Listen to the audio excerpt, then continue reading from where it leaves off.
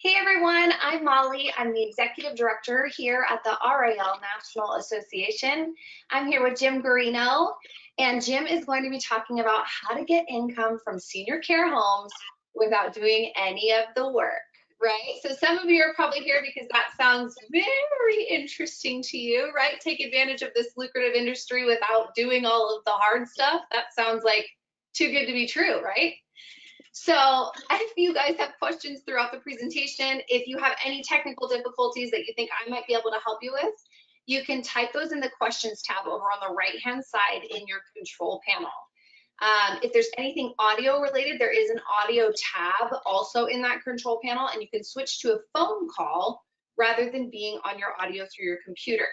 If you can't get it figured out, if it's giving you too much trouble or you're having some technical difficulties with your own computer, just remember I will send this recording out tomorrow.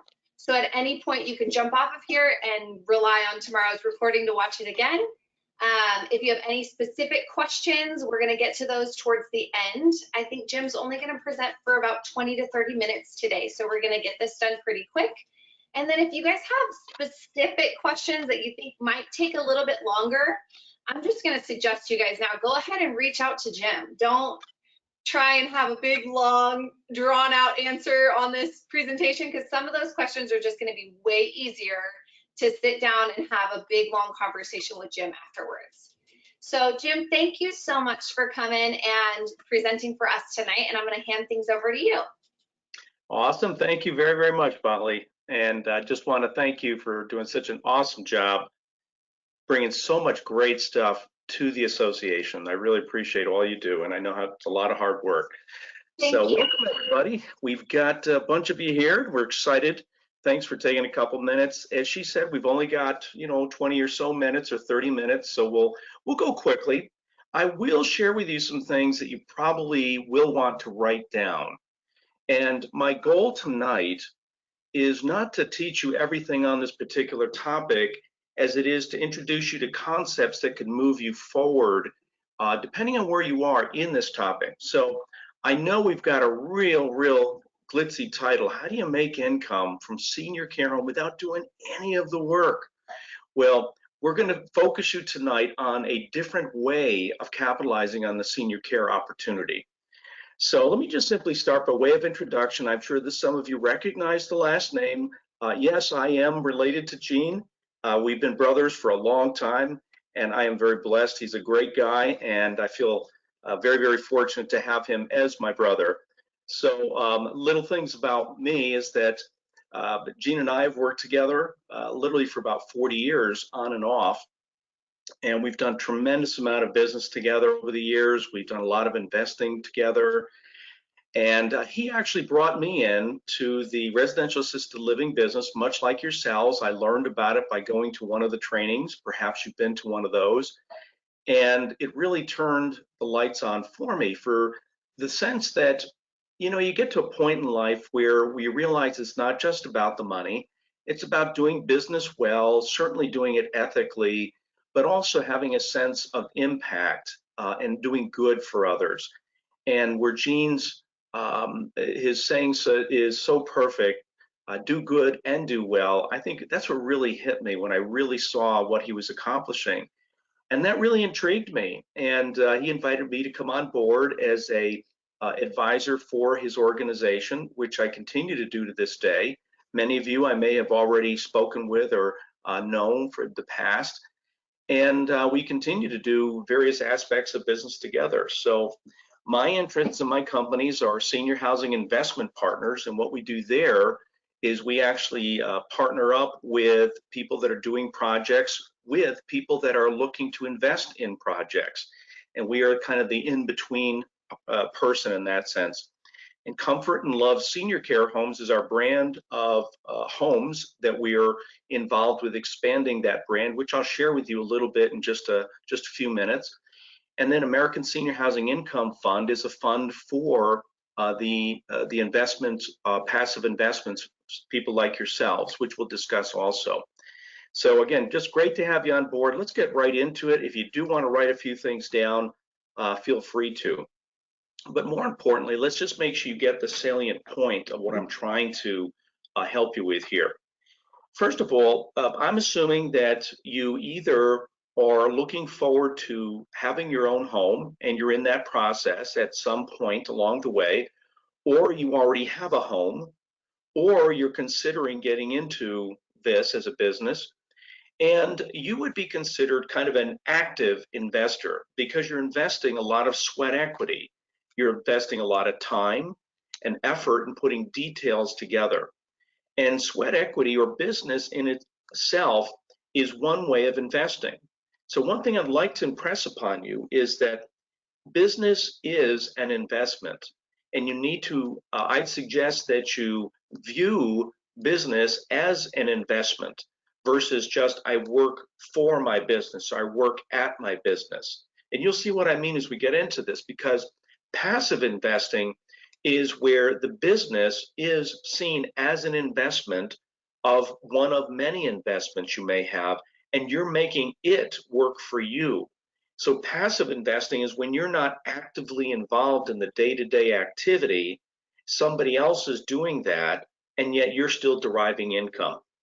Now, the hope is that, oh, I'd love to be able to do an RAL or senior home care home and get it where I don't have to do anything. That may take time. That does take time. But if you're willing to put in the work to get there, that's what it takes. And then after that, it can become more of a passive business activity per se. But what I'll be discussing today is how do you invest in these homes where you're not doing any of the active work at all, where you're not responsible for anything that's going on there. You've not put any effort into building it, locating it, financing it, staffing it, and then operating it. None of that. Somebody else is. You're strictly using your capital, your investment capital, as a means of deriving a profit from. Now, point number 3 here is that let's go back. Point number 2, your sweat equity is your business, that's active, and making making money is the passive factor that I'm talking about today, where your business and your money needs to work for you versus you having to always work for it. And that's a very important distinction here, because I'll imagine that several of you on this call, you already have homes. And many times I bet that you feel like you're working for a paycheck in a sense. You're working for that business. And that's not really the reason you got into this in the long run. So part of it is learning to work on your business as opposed to always working in your business. And so learning to make it work for you, or you will always be working for it. And that's an important distinction. I do a lot of consulting with many people all over the US in this type of business, and I've done it in many types of business, but not much in real estate also. And many times, in terms of perspective, they don't really understand that if they've got, let's say, $300,000, $400,000, $500,000 in equity in real estate, or it may be several $1,000,000 in equity in real estate, that it is really now time to make their business, their investments, make that their business, as opposed to actively managing it and dealing with it all the time. You'll see as we get into this. Your role as a passive investor is to make the money work for you. And if you're not, here's what happens. Money will start to deteriorate because money is worth less over time. And I know that you know that. As we can see right now, everything's costing more. Certainly lumber, as we all know, but certainly gasoline, food, everything is starting to cost more. And they're not reporting it saying it's inflation because they can't manipulate the interest rates like they normally would to curb it because interest rates are so low. But certainly we are going into an inflationary period. And what happens is that money is worth less. It doesn't go as far. It's the same thing with taxes, is that if your money is sitting still, it is actually depreciating because of paying taxes, as well as the fact that things are costing more. So one of the roles that it's going to be important for you to start to think about in terms of reframing that you're thinking is, how do I make money work for me, and how do I beat inflation, and how do I get around taxes legally if possible? So let's go through a couple examples. Now, please don't write this down. I want to point out a few things. And I realize that you may also be a person who's very sophisticated with numbers. You may understand investing at a very, very deep level. And I also realize that I've got some folks that this is kind of new to them. So I want to make sure I hit the most salient points.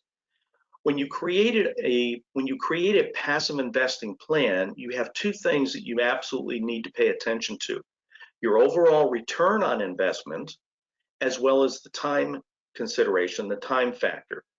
So this seems pretty obvious, but let's just take a look. Obviously, if you're getting 3, 7, or 10% over a 5-year period, that makes a significant difference.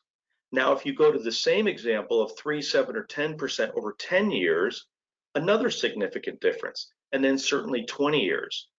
So your goal should be to, as part of your plan, decide, I need my overall portfolio growing at a certain percentage every single year.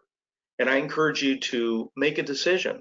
If you're going to say it's going to be 7%, that's going to take a certain amount of work to be able to consistently perform and get a 7% return on your overall equity. Or when you look at your balance sheet and you're saying, okay, I have a net worth of 450,000 or 4.6 million, whatever it is, your goal should be to make that grow at a certain percentage rate year after year. And that takes work. It's not easy to productively deploy your capital, finding good investments that you are comfortable with, that you're minimizing your risk, that you can get a good consistent return on investment so you don't have to be thinking or worrying or dealing with it on a day-to-day basis. So the return on investment is important, and then the time factor. It's funny how, I look at that picture of me on the intro, it's like, boy, I wish I was 10 years younger when I had that picture taken, because age comes quick, and I'm aging just like every one of us, and time goes quick. It's amazing to realize I can look back and easily remember a half a century ago, being at that point 12 years old. That's a half a century. It's like, oh my gosh, time has gone very, very quick. I remember when I first started investing, I was about 19 years old.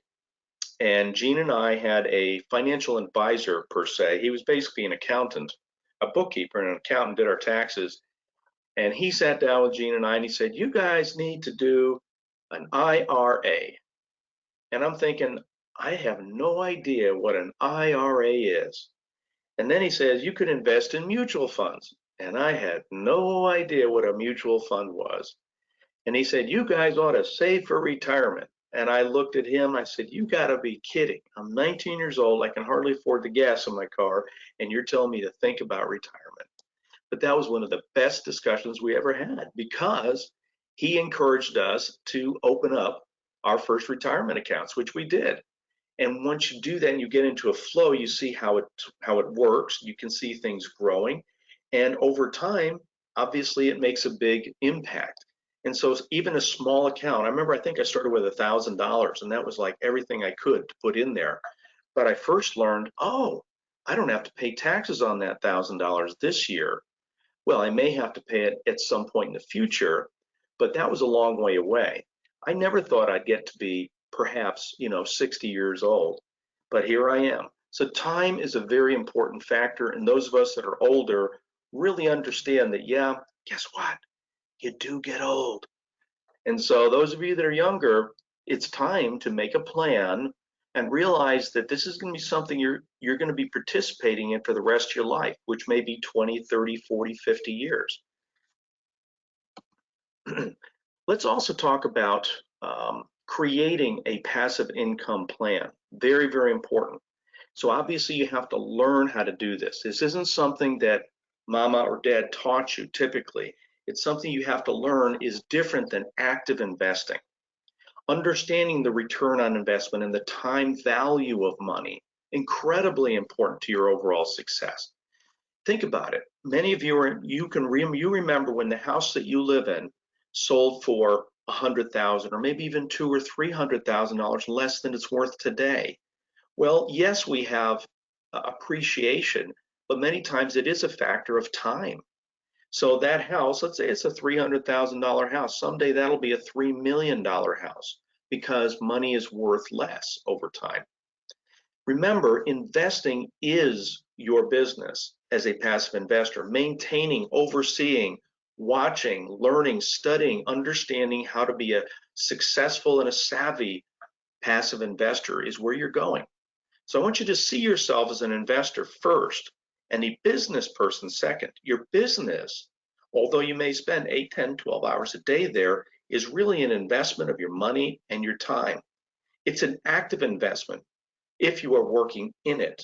It's a passive investment if you're working on it and it's working for you. Another important piece of creating your passive income plan is really knowing yourself. And this is what we talk about in terms of the risk versus reward. I think it was Shakespeare who said, "Know thyself, and to thine own self be true." It is important that you know what type of investor you are. Some of us are willing to take more risks than others. Some of us are very risk adverse. If you're risk adverse, you're uncomfortable. You worry about it, and you're going to feel emotional stress over some of the certain types of investments. And that's okay. That's who you are. That's the way you're made. But if you know yourself, don't get into one of those kind of investments. But remember, if you want to get that higher return on investment, yeah, it's a matter of a balance between the risk and the reward. And you're not going to get very far if you're making only 2, 3, 4% on your investments. You really have to figure out, how can I consistently get 7, 8, 10 and above? Here's what to look for. Certainly the overall return on investment. Everybody starts there, but that's not the only thing. I know very sophisticated investors, that's almost the last thing they're going to look for. They're going to look for more things like, who is involved? How do I get my money back? When do I get my money back? How long will it have to be deployed? What's the amount of principal needed? Now, if you are thinking in terms of return on investment, there's different types of return that you would get in many different types of investments. One would be interest income. Some others might call that a dividend. Another might be a preferred return. Another might be a profit share or an equity share, which also would be considered a dividend. So these are all different parts of the investment that if you cumulatively put them together, your overall total return will increase. Now, regarding the amount of principal needed to participate, you can get into mutual funds, which are passive investments, for as little as $500 in many cases. And that's phenomenal because you're investing with a professional money manager and they're managing it day to day and they're getting paid well to do it, and you're benefiting from that. The length of time your money will be deployed. The real money in investing goes to those that are thinking long term. Like right now, I've got associates that are telling me, "Oh, you got to get into crypto," and I made 10% in one day, and on and on and on. That's great. But I also know some investors that lost 30% the other day in one of their crypto investments in one day. So the point is that thinking long term is what successful investors do, because the markets will go up, they will go down, real estate will appreciate, it may depreciate, so on and so forth. But if you're looking at certain trends going forward, just like you have with the silver tsunami and the aging or graying of America, you're onto something that is it's a train that cannot be stopped, and it's pushing, for example, senior housing forward in a big way. Whereas if you're investing in, let's say, marijuana stocks or uranium, that's going to come and go. The government might get involved, with the marijuana trade and so forth, which they already are. They're taxing it. And uranium, you never know where that's going to go. Are we going to try to do without nuclear power, or are we going to do more with it? Those things change based on what governments think all over the world. The exit plan, very, very important. You don't want to have to be in an investment forever, and you need to know that the people you're investing with are in, that you know when you're going to be able to get that money back. Very, very important. And also, but not last, is who is involved. You want people with experience, expertise, understanding, and know what business they're in and know how to make it work really well. So the question is this, where can I get these higher returns? And that's one of the things that I specialize in, is private investment opportunities, but specifically in senior housing. So my company, Senior Housing Investment Partners, specializes in putting the equity together for different types of deals. One program we have right at this moment is called an income fund, which provides regular monthly fixed income, which is perfect for some people. For others, it may not be what they're looking for. But let me just give you an example of what this fund is actually investing in. This is a Comfort and Love senior care home located in Wichita, Kansas. It's absolutely gorgeous. The building on the bottom is a finished picture. That's exactly what it looks like. The first part is the one in the upper left is a rendering before it was built. These two buildings are completely built, licensed, and ready to be opened, which they will be. We're planning on July 1st. And we've also got a plot of land right there to build a third. Each one of these are 12-bed homes. They're absolutely level 5, first class, and the resident rates are extraordinary. And so our fund is actually investing in this, and we're looking for the right people that it might be a good move for them to participate in. Let me show you some other things here. This is just some pictures of the inside. You walk in the front door and you've got these beautiful, I think those are 14-foot ceilings going up, and you can see the light going all the way through. On the right is the kitchen, beautiful granite counter. Everything is to spec, commercial spec. It's all been approved and it's just ready to go. We just happened to find an opportunity in this particular market and knew that we needed to participate in it.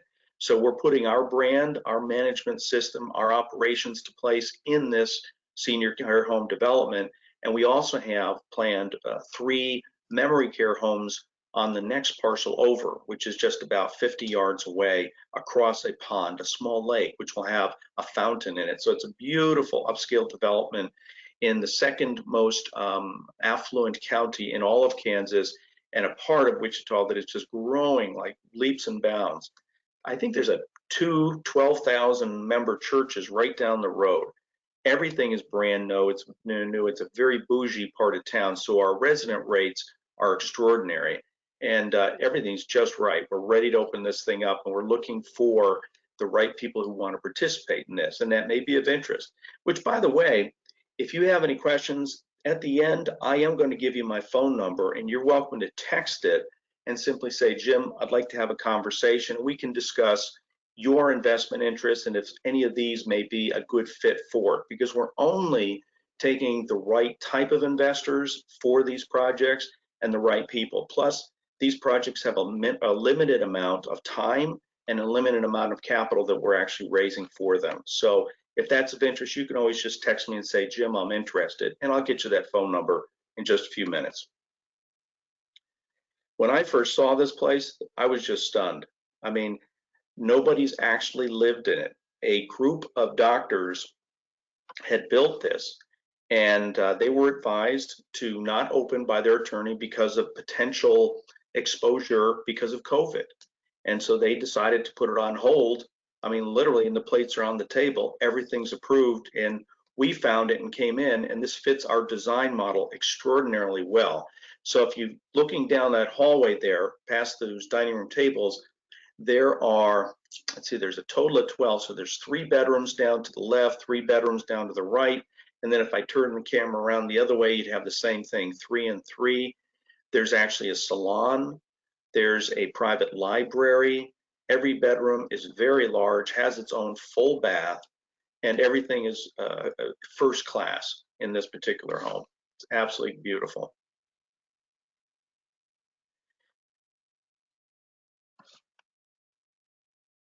So if that's something that you may be interested in looking at with us, the America's Senior Housing Income Fund is a possibility. We're doing multiple projects along the way, and we'd love to have you participate.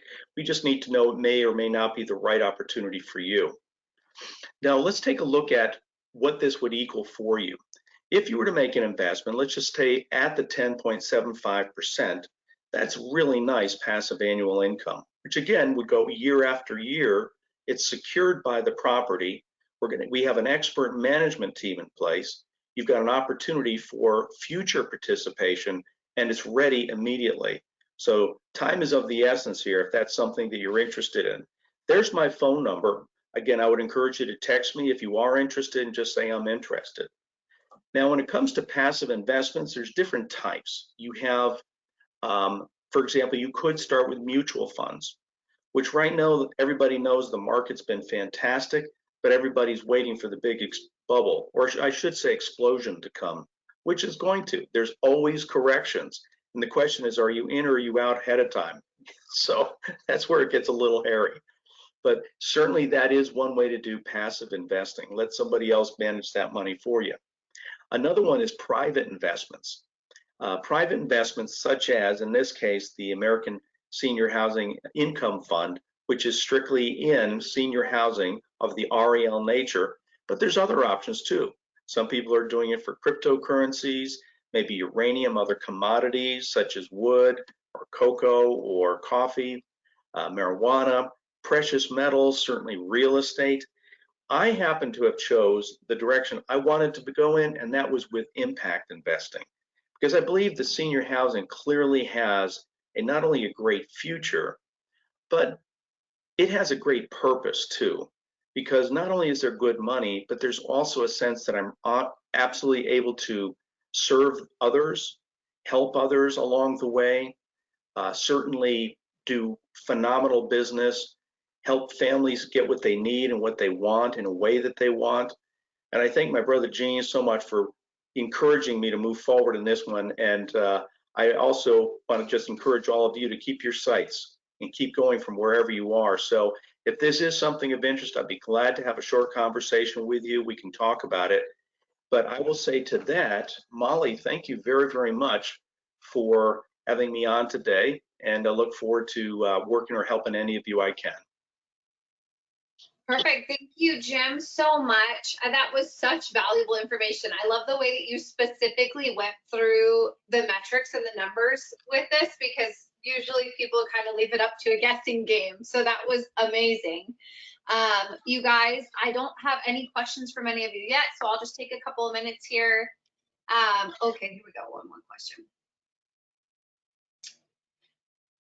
Oh, okay. So they're talking about Roundbox. So Jim is of course familiar with Roundbox, and obviously there's going to be different projects here. So how is this offering different from Roundbox? I guess you could probably say there's different investments involved here, but Jim, if you want to elaborate on that question at all, on how Senior Housing Investment Partners is different from Roundbox.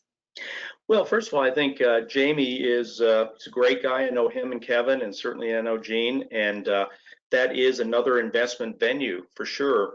I think that every opportunity that any one of us handles has to be well vetted, and it has to be the right fit. In this particular case, for Senior Housing Investment Partners, we do take an active role, and we are building out our Comfort and Love brand, of which I am one of the senior partners, as well as a medical doctor. We also have a professional developer who's got tons of experience, and we've got an executive director. So we've got a management team in place for actually overseeing the projects that we are actually funding. So I do think that there's good options in multiple places. Absolutely. All right. The next question says, what is the minimum investment amount? And I feel like some of these questions are coming because people have either talked to Roundbox or seen one of our webinars with Roundbox, and they typically say they don't want anyone to have more than 20% invested. Are you guys similar in that way? Well, I think every person is a unique individual, and it's very important as a investment management company that we get to know you, find out really what the needs are and what your objectives are to see if it's a good fit. So I would encourage you, take advantage of my time and go ahead and text me and simply say, hey, I'd like to have a conversation. We'll set one up and we'll go through and we'll talk. Different investment opportunities will have different minimums. And so I'll talk through that with you. We do have several different options. Perfect. All right, well, that was the last question for the moment, but like I said before, like Jim said, there is his phone number on the screen, 615-594-3870. Send him a text message, ask him questions. I feel like this is a self-help line, Jim. So, you know, who knows what kind of questions you'll get, right? What I'll do is those that are interested in having a further discussion, I'll send you a Calendly link so we can schedule a time that's good for both of us, okay? So I'll be happy to do that for you. Perfect. Well, thank you so much for your time tonight, Jim. Thank you everyone for coming and taking the time out of your day to be here. And we'll see you at the next one.